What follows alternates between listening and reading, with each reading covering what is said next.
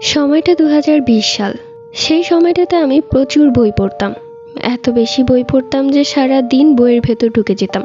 আমার মা আমাকে প্রচুর বকতো, কেন এত বই পড়ি, সারাক্ষণ বই নিয়ে বসে থাকলে কি হবে, পড়ালেখাও তো করতে হবে।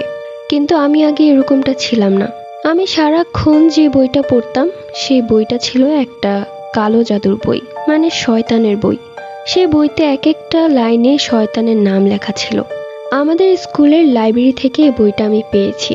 জানি না এই বইটা আর কারো হাতে পড়েছে কিনা, তবে আমি প্রত্যেক দিন লাইব্রেরিতে যেখানে বসি সেখানে বসেই দেখলাম বইটা রাখা। যখনই বইটা খুললাম তখনই মনে হলো এই বইটা শেষ করা না অবধি আমি আর বন্ধ করতে পারবো না। সেই থেকে এই বইটা পড়ছি, অর্ধেক পড়া হয়ে গেছে। এই বইতে অনেক অনেক মন্ত্র লেখা আছে, কিভাবে শয়তানকে আগমন করা যায়, কিভাবে শয়তানকে দিয়ে নিজের কাজ করিয়ে নেওয়া যায়। এখন তো কিছু কিছু মন্ত্র আমার মুখস্থ হয়ে গেছে, কিন্তু আমি এটা কোন কাজে ব্যবহার করব সেটাই বুঝতে পারছি না। প্রত্যেক দিন মায়ের বকাবকি আমার আর ভালো লাগে না। খাওয়া দাওয়া কর, স্কুলে যা, এই বইটা রেখে দে, এই বই নিয়ে কোনো কথা বললেই যেন আমার শরীরে আগুন ধরে যায়। তাই ভাবলাম এই বই থেকে মুখস্থ করা মন্ত্রটা প্রথমে আমার মায়ের উপর অ্যাপ্লাই করলে কেমন হয়, দেখি কাজ করে কিনা। রাত ১২টায় আসন পেতে বসলাম। পুরো ঘর অন্ধকার করে একটি মোম জ্বালিয়েছি এবং চোখ বন্ধ করে বিড়বিড় করে সেই মন্ত্র পড়ছি, মানে শয়তানকে আমাদের জগতে আমন্ত্রণ করছি। মুহূর্তের মাঝে আমার বারান্দার দরজা কেমন যেন বাতাসে বাড়ি খাচ্ছিল। দেখে মনে হচ্ছে আমার ঘরেই তুফান হচ্ছে।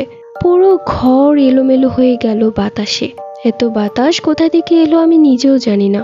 হঠাৎ করে সেই বাতাস সবকিছু স্টপ হয়ে গেল, যেন সে এসে গেছে যাকে আমি আমন্ত্রণ করে নিয়ে এসেছি। সে তখন আমার ঘাড়ে হাত রাখলো। তার হাত এতটাই ভারী যে আমি কিছুটা বাঁকা হয়ে যাই। সে তখন এক কর্কশ কণ্ঠে বলে, আমাকে কেন ডেকেছিস? আমি গলা ঢোক গিলে বললাম, আপনাকে ডেকেছি আমার একটা কাজে।